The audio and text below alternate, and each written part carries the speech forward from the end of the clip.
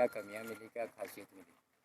देखिए, Indian national Lokdal ने 1 अप्रैल को जो हरियाणा सरकार ने किसानों के विरुद्ध पॉलिसी बनाई, इसके विरोध में पूरे हरियाणा की अनाज मंडियों में एक कष्ट निवारण समिति का गठन करके जिला हेडक्वार्टर पे सभी मंडियों में किसानों की समस्याओं को देखा, समझा, बाढ़ा और उसके बाद किसानों से बात करके किसानों को जो सरकार ने एक ये गलत तरीके से ये कानून थोपा गया है, इसके विरोध में इंडियन नेशनल लोकदल ने हर एक मंडी में अपने कैंप लगाए।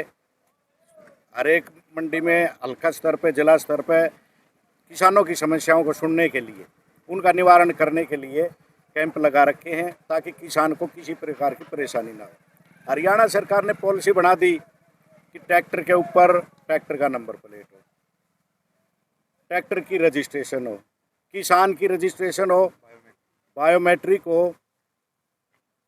जो चीज़ें किसान के विरुद्ध थी वो सारी की सारी इन किसानों पे थोप दी गई।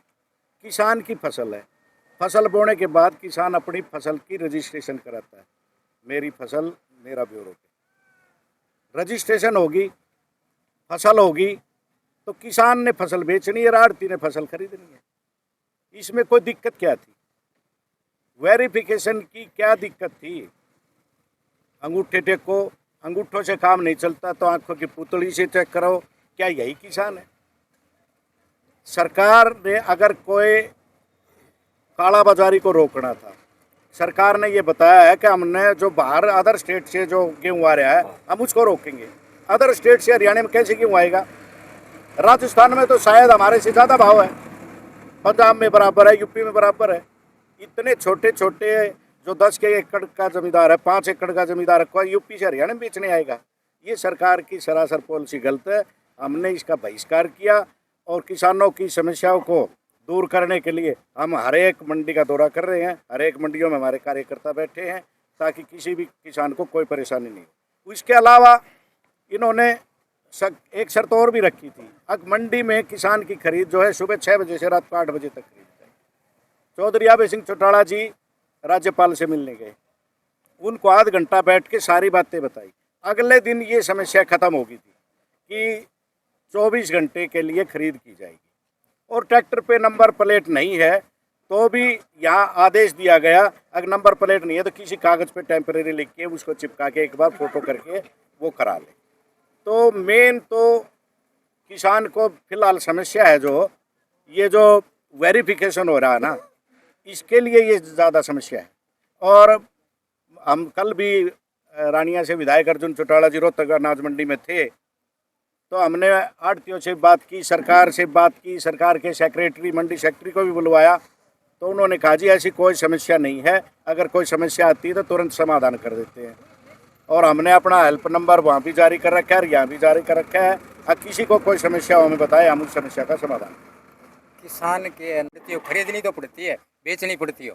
भाई कृष्ण भाई, किसान की फसल एक ऐसी फसल है, फसल किसान की है और रेट दूसरा लगा।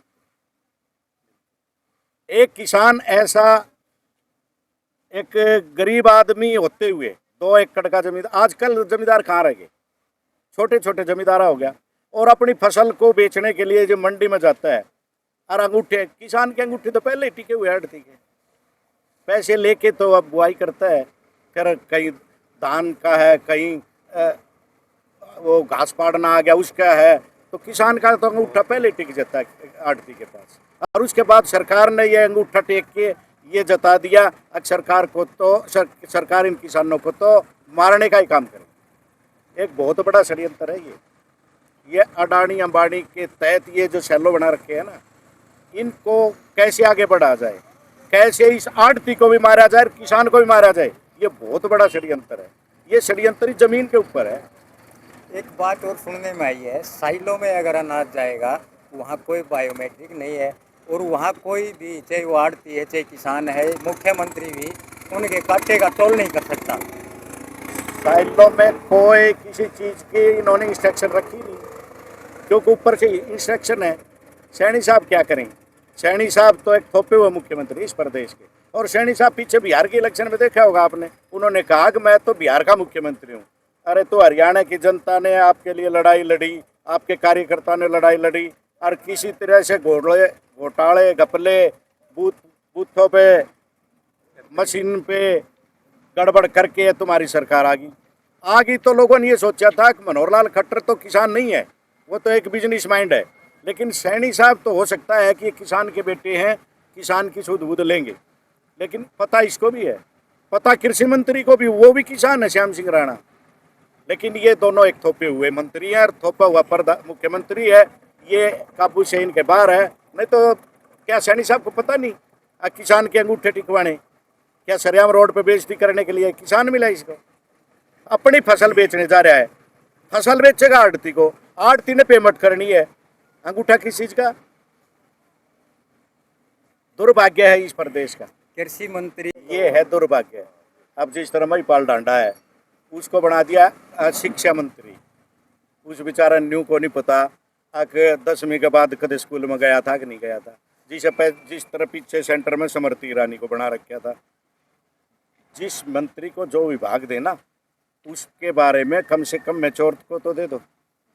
अब श्रुति चौधरी का बयान है, स्टेज पर मुख्यमंत्री बैठे हैं और वो कह रही है कि मुख्यमंत्री जी देखो किसानों का कितना बड़ा भाग्य उज्जवल है।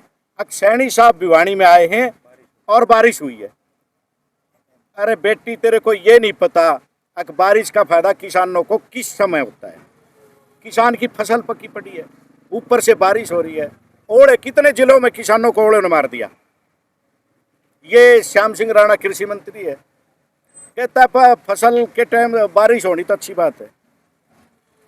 श्याम ने मार लिया होगा पौआ, अपना बैठ गया होगा, हम जाना उसने मारे तो रह के जा रहा है उसमें करके, ठीक है ना? नहीं तो हाँ, नहीं तो फसल पक्के तैयार खड़ी है, ऊपर से बरसात होने लग रही है, ओले पड़ने लग रहे हैं, कह रहे हैं कि ये बरसात किसान के फायदे के लिए। दुर्भाग्य इस प्रदेश का, जब से भारतीय जनता पार्टी की सरकार बनी है, ये किसान को मारने की एक पॉलिसी